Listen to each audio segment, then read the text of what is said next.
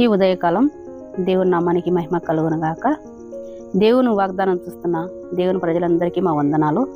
ఈ ఉదయకాలం దేవుని వాగ్దానం చూద్దాం. చూడండి, యెషయా గ్రంథం 61 అధ్యాయం 1వ వచనం. యెషయా గ్రంథం 61 అధ్యాయం 1వ వచనం. ప్రభువు యెహోవా ఆత్మ నీ మీద ఉంది గనక దీనులకు సువర్తమానం ప్రకటించుటకు యెహోవా నన్ను అభిషేకించెను. నలిగిన హృదయం గల వారినియో దృఢపరచుటకును, చెరలోనున్న వారిని విడుదల, బంధింపడిన వారికి విముక్తి ప్రకటించుటకు అని చూస్తున్నాం. విముక్తికి ప్రకటించుటకే మన దేవుడు వచ్చి ఉన్నాడు. యెహోవా నిన్ను అభిషేకించి నలిగిన అని చూస్తున్నాం. యెహోవా నిన్ను అభిషేకించి నలిగిన హృదయం గల వారిని దృఢపరచుటకు, చెరలోనున్న వారిని విడుదల చేయుటకు అని చూస్తున్నాం. బంధింపబడిన వారికి కూడా విడుదల చేయుటకి మన ప్రభువైన యేసుక్రీస్తు మన మీద తన ఆత్మను ఉంచాడు. ఈ ఉదయకాలం దేవుని వాగ్దానం మీరందరూ కూడా యెహోవా ఆత్మ నా మీద ఉండాలి అని ప్రార్థించాలి. దీనులకు సువర్తమానం ప్రకటించాలి. అలాగనే మనం దేవుణ్ణి వాగ్దానం వింటూ తన అభిషేకం మన మీద ఉండాలి. నలిగిన హృదయం గల వారిని ఇడిపించుటకు వచ్చాడు మన ప్రభు. ఈ ఉదయకాలం నలిగిన హృదయంతోనూ ఉన్నప్పుడు మన హృదయాన్ని ఆయన దృఢపరుస్తాడు.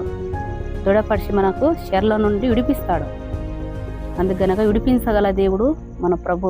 ఆయన శక్తిమంతుడు, బలమైన దేవుడు. ప్రభు అయిన యెహోవా ఆత్మ మన మీద ఉండాలి. అందుకు ఈ ఉదయకాలం మీరందరూ కూడా ఈ వాగ్దానం చూస్తూ ప్రార్థించాలి. దీనులకు సువర్తమానం ప్రకటించుటకే మన యేసయ్య మనను రక్షించడానికి వచ్చి ఉన్నాడు. వాగ్దానం అన్నది అనుదిన వాగ్దానం మనల్ని బలపరుస్తుంది, మనల్ని స్థిరపరిచి నిజమైన విశ్వాసంలో నడిపిస్తుంది. అందుకనక మీరందరూ ఎక్కడ ఉన్నా, ఏ సమక్ష ఇబ్బందులున్నా ఈ వాగ్దానం చూడండి, ప్రార్థించండి.